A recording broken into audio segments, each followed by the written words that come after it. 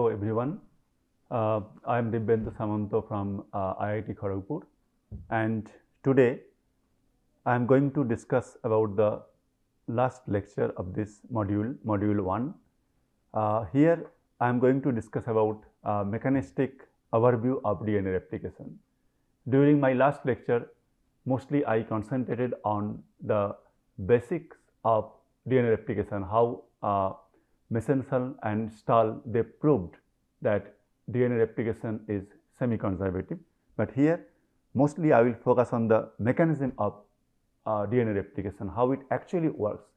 So I must say here that the mechanism of DNA replication is very complex. There are many problems, there are many challenges, and accordingly because of long time of evolution, different life form, I would say, in living system, they also evolve with this problem so that they can take care of this, because DNA replication is a very fundamental step in life. So now in the first place I am going to discuss about the template and raw materials for DNA replication, and then the more complex part, the mechanism of DNA replication and associated complexities. So there are many enzymes, they are also involved, many different complex nomenclature, but I will try to keep it very basic, fundamental idea, and then if you are getting more interested about this idea and this field, then you can refer any standard textbook. So here Arthur Kornberg, so he received Nobel Prize in 1959 because of his phenomenal work on DNA replication. So particularly he discovered the mechanism of biological synthesis of DNA, how DNA is getting synthesized by DNA polymerase. It's an enzyme, DNA polymerase. This enzyme name, they are very much logical. Most of those names are very much logical in biological world. So most of the enzymes, they end with ASE, as polymerase. So polymerase means some enzyme which will make the polymer. What kind of polymer? In this case, DNA polymerase. So they make the DNA polymerase. So as a result of that, the function of DNA polymerase is they will add deoxyribonucleotides one after another, and they will make the DNA polymer. So now again Arthur Kornberg worked with E. coli, because E. coli is a model organism. It's a simple bacteria and it has just one DNA molecule, one circular DNA molecule. This is the difference between our DNA and bacterial DNA. So bacterial DNA, they are circular, but in case of human or any eukaryotic DNA, they are linear DNA. And also in case of E. coli, they have only one DNA molecule or one chromosome, whatever we say. Now, what are the ingredients required in order to carry out DNA replication? So to understand that, so I would very briefly, if I say, there are 4 major components that are required for DNA replication. So what are those 4 components? So if we understand properly the DNA structure, what are present inside DNA, then we will be able to provide answer to this question. So I would say the first component should be the raw material, which is which constitute DNA. So those are the deoxyribonucleotide triphosphate. So I am just writing here DNTP. So deoxyribonucleotide triphosphate. So that means here it can be DATP, A stands for adenosine here, DGTP, DCTP, and DTTP, because A, T, G, C, those are present in DNA. So those are the 4 major ingredients, raw material, that should be required for the DNA replication, DNTPs. Then, as we know from Mechanistic and Stahl's experiment that it is semi-conservative. That means we need a template, and from that template we will get the new strand. So as a result of that, here also we need, for the replication, we need DNA template. Those are the basic requirement for DNA replication. DNA template is required. And so that we can copy the information what is present in template, we have to make the newer copy.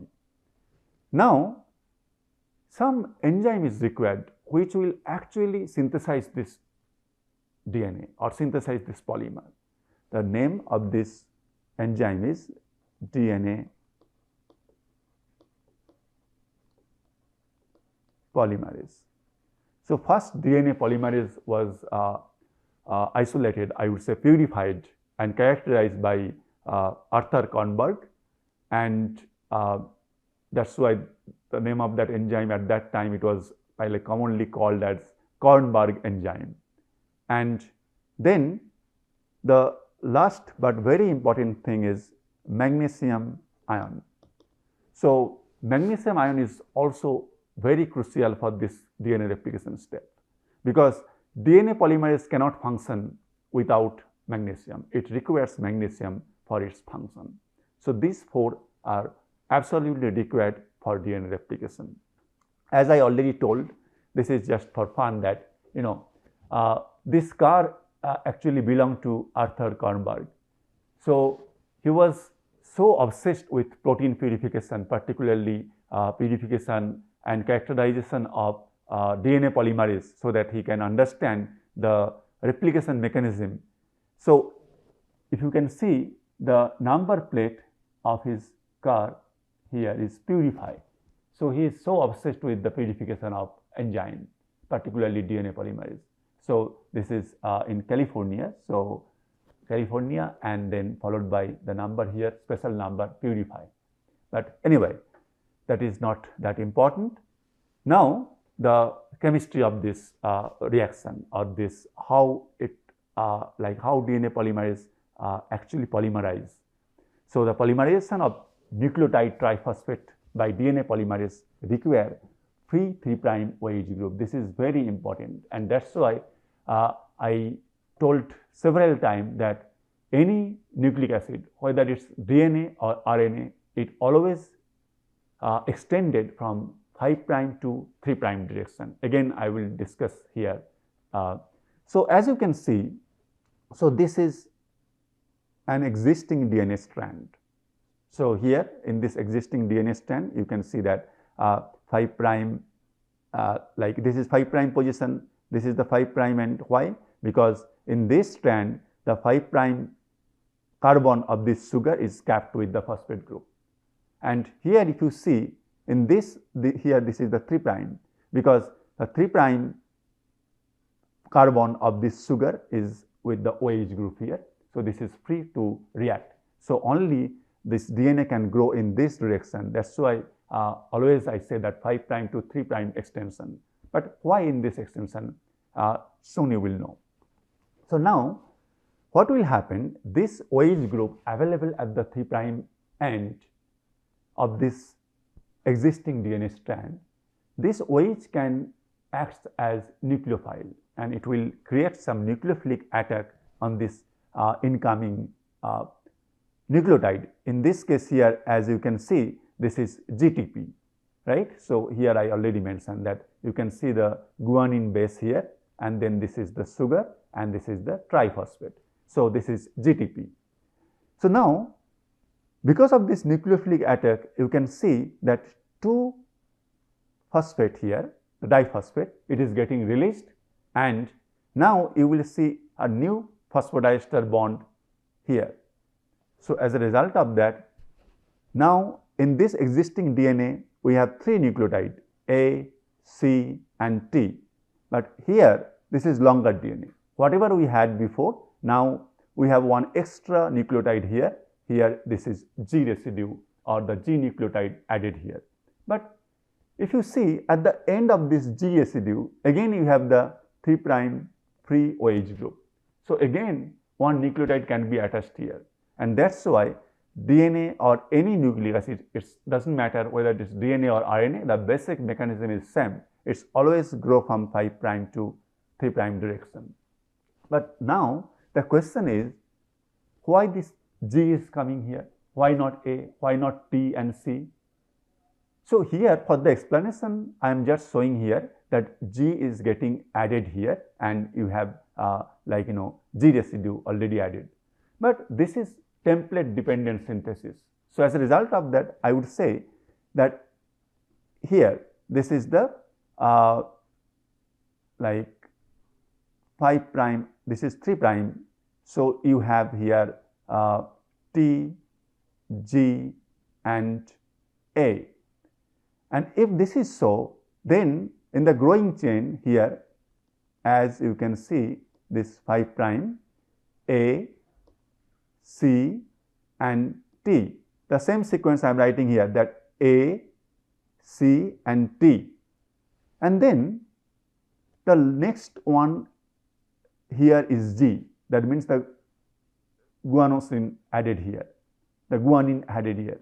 So as a result of that, since this is template dependent, that means in the template you must have here C, and that's why this G is added here. Similarly, the next nucleotide will come depending on what is present in your template. If you have G here, then the next one will be C, because inside the cell you have all these 4 nucleotides available in the surrounding, right? But it is the template sequence which is present here. So the template, because depending on the template sequence, the enzyme DNA polymerase will put the correct nucleotide. This is very precise thing. So DNA polymerase, it has very precise role here. So it will put the correct nucleotide always. But if you study in detail, you will find that sometime, like this is very rare, but sometimes some wrong nucleotide can be added there also. But fortunately, DNA polymerase, they also have the proofreading activity. So they can understand also that the wrong nucleotide has been added. So they will rectify that mistake. So there are many other mechanisms to correct the the information, so that if something is wrong during DNA replication, that should be corrected, because DNA contains the instruction of life. So every information actually present in DNA, and finally from DNA we will get the RNA and then protein. So as a result of that, the main information should be intact and should not be spoiled with some wrong basis or some kind of mutation, I would say. So this is the chemistry of DNA replication, how the next nucleotide is attached to the existing DNA strand and which is catalyzed by DNA polymerase, a specific enzyme which require magnesium ion. Now, we are going to discuss about the the first problem here, because whenever I am telling you that this is template dependent, I am just showing that here you have one template, that this is 3 prime to 5 prime. You have sequence here A, T, G, C, C, G, and the new strand as a result of that it will be G, sorry, this should not be G, this is my mistake. So this should be T, A, C, G. It's going like this, right? So this is 5 prime to 3 prime. But this is possible, like the way I am explaining very simple manner, that you have the single strand available as template. But inside our body, inside E. coli cell, everywhere DNA is double stranded. And we discussed that if you increase the temperature of DNA, it's kind of really high temperature, I would say 70 degree, 80 degree centigrade, then those two strands will be separated. But our body temperature is much lower than that. So as a result of that, DNA is always double stranded and double helical in our body. So then the problem is how we will get the single strand template in order to replicate, right? So as a result of that, I would say, if we draw here like this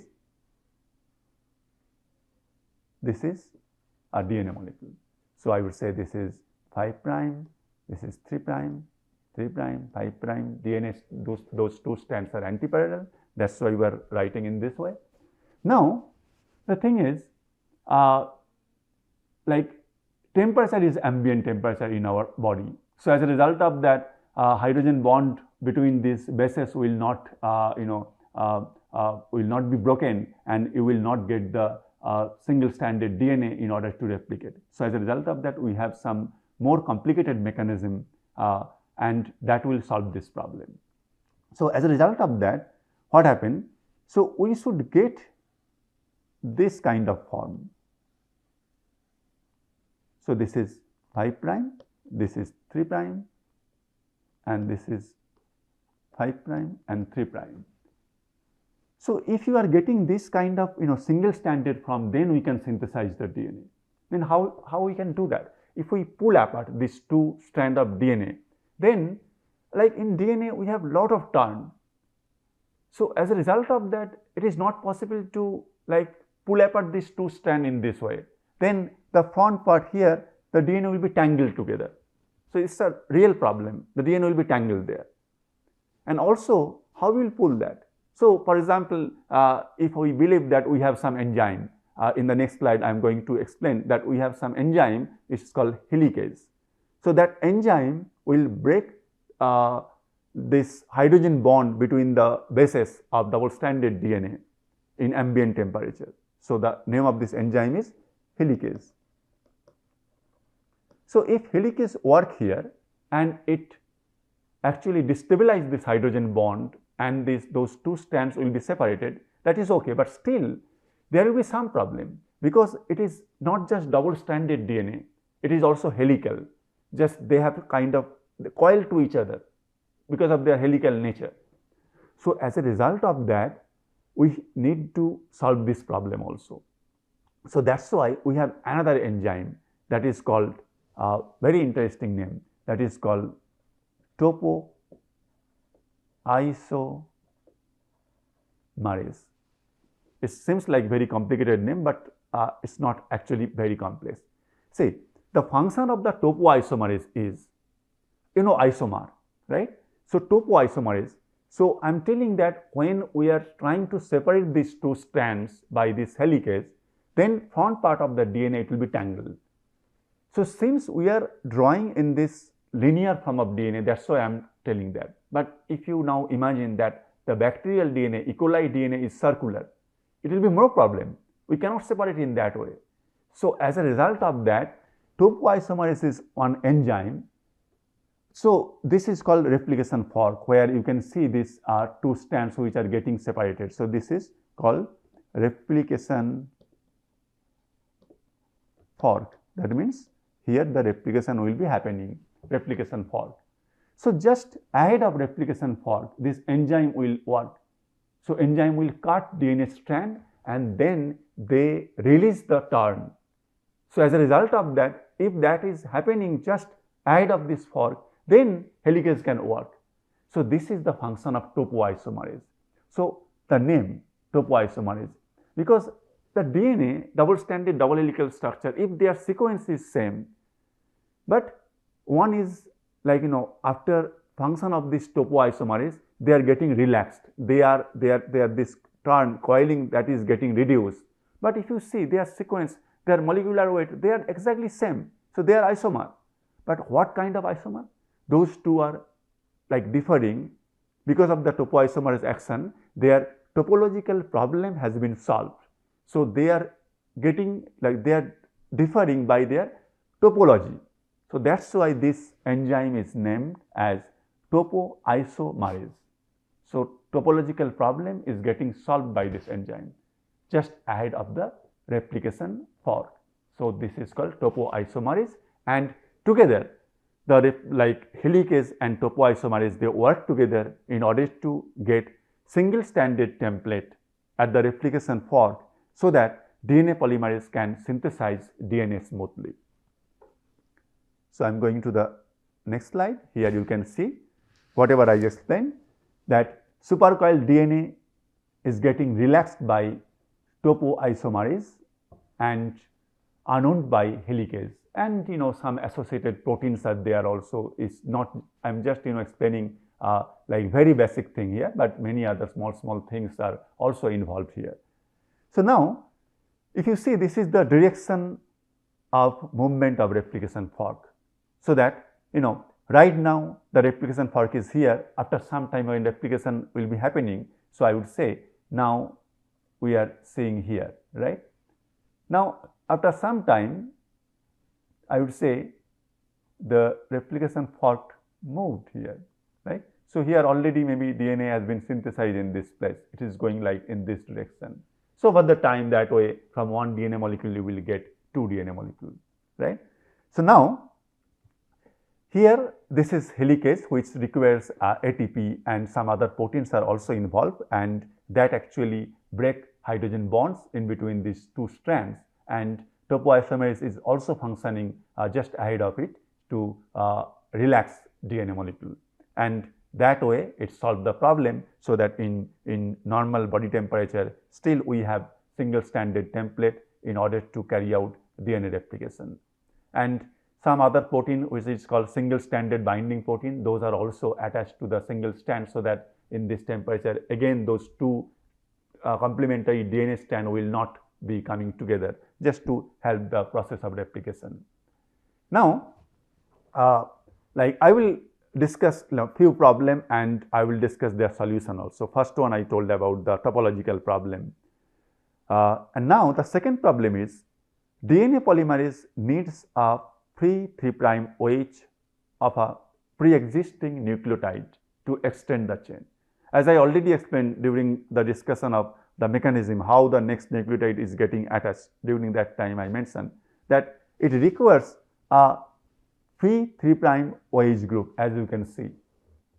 So as a result of that we are trying to make the DNA, but from where we will get the initial DNA, the pre-existing DNA, so that the reaction can be carried out, because DNA polymerase cannot add independently.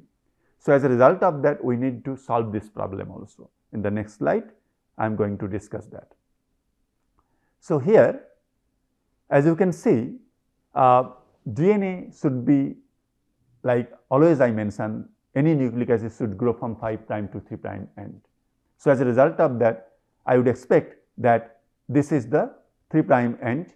So as a result here we can see that 5' to 3' it can grow like this, 5' to 3'. But the thing is I just mentioned that DNA polymerase requires pre-existing 3' OH group. So that's why DNA polymerase they don't start the replication. Instead of that we have some other specific enzyme which is called primase, as you can see the name here, primase. So primase. So that means primase is some enzyme, people actually named it primase, so that they can start the process, they can make the primer, but this primer is made up of ribonucleotides. So you were actually initially we were like discussing about the synthesis of DNA. Now we saw that at the beginning we are making the RNA primer, and that's why we are telling it primer, because this is not the final thing, this is primer. So for example, when we paint some house or apartment, before putting the actual color we put something which is called primer, so that after that we put the actual color there. Similarly this is primer. So it is just starting the process, but finally we have to remove this thing, because this is made up of ribonucleotides and this is called RNA primer. So finally we will remove this by some specific mechanism, and it will be replaced by DNA itself. But in order to start this process we first need to put the RNA primer here. So this is 5' end and this is the 3' end of RNA primer, which is polymerized by the enzyme which is called primase. So as a result of that, now in this short segment of RNA primer you have free OH group at the 3' end. So as a result of that, now DNA polymerase can extend this chain. So as you can see here, now the DNA polymerase, in this case specifically this is called DNA polymerase 3. So you will see DNA polymerase 1, 2, 3, many things. Most of those things are named based on their sequential discovery, but it's okay if we just mention DNA polymerase. So DNA polymerase will extend this from 5' to 3' direction, and it is synthesizing this strand, and this strand is going like steadily in this direction, and this strand is called leading strand, as you can see here. Why leading strand? Because it is going very steadily, and then if you see here in this portion, the fork will move towards right this side after some time, then this strand will be extended like this. It's kind of continuously getting synthesized. So as a result of that, it will go in this direction. But now the other strand, it has the problem, because like always DNA is getting synthesized from 5 prime to 3 prime. So as a result of that, there is no option to getting synthesized from this to this, because 5 prime position present here and 3 prime should be here then, because DNA is antiparallel. So then it has to go 3 prime to 5 prime, but that is not possible. So as a result of that, there is some problem in this place. So as a result of that, what happened in this strand, the DNA strand synthesis happened in a different orientation. So here in this strand, you will see that one short primer here, this is the primer, is synthesized by primase, and then the polymerase will be extending this primer towards this direction. So this is a short fragment. Why short? Because this end is not yet available. If this end is available, then one primer can sit here and it can go in this direction steadily, just like leading strand. But this end is not yet available. So it's still double-stranded and helical structure. So as a result of that, this strand will be synthesized in a sequential manner. So as a result of that, you can see another primer came here and this short segment of DNA will be synthesized. Then another primer will be there. So then when the fork will move in this direction, then another primer will be attached. So it needs multiple small primer here, and then small segments of DNA will be synthesized. And those small segment of DNA is called Okazaki fragments, based on scientist name who discovered this, Japanese scientist Okazaki. So he actually discovered this mechanism here in this lagging strand synthesis, and that's why those are called Okazaki fragments.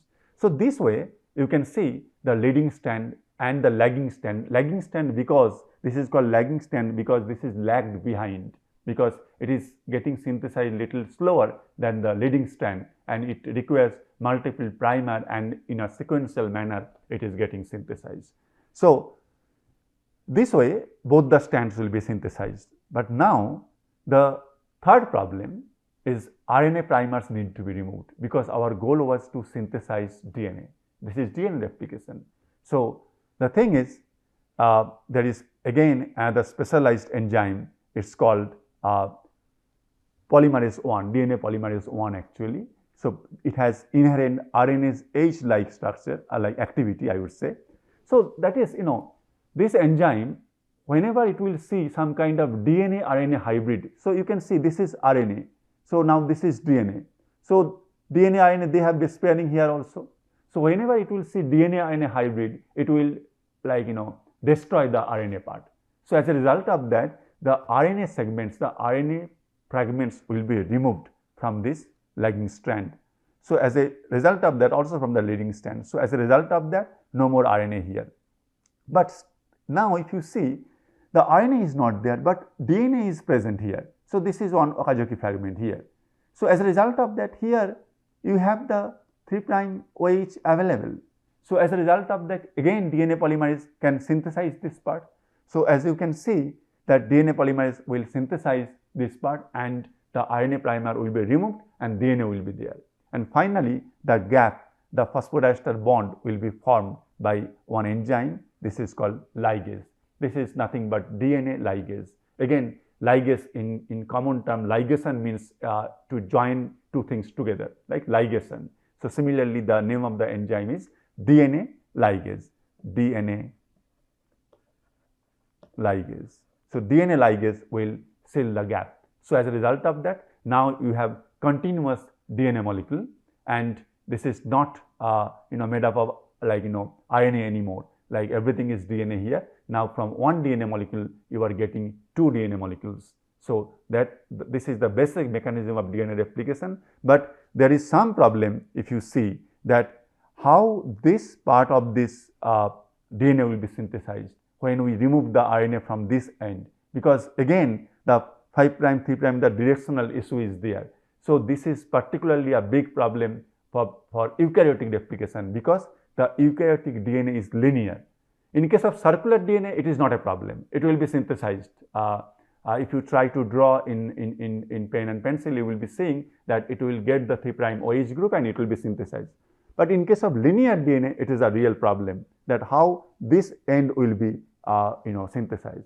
The linear DNA, in case of eukaryote, the end is called telomere. The end of this DNA or the chromosome is called telomere. There is some specific problems and some specific solutions are there in order to replicate the telomere, the end of the DNA. If you want to go in more details, you can follow any standard textbook. In this class, I am not going to discuss that. This is much more complicated stuff, but whatever I have discussed, this is the fundamental understanding, the basic understanding about the DNA replication which is happening inside every living organism, and that's all. Thank you very much.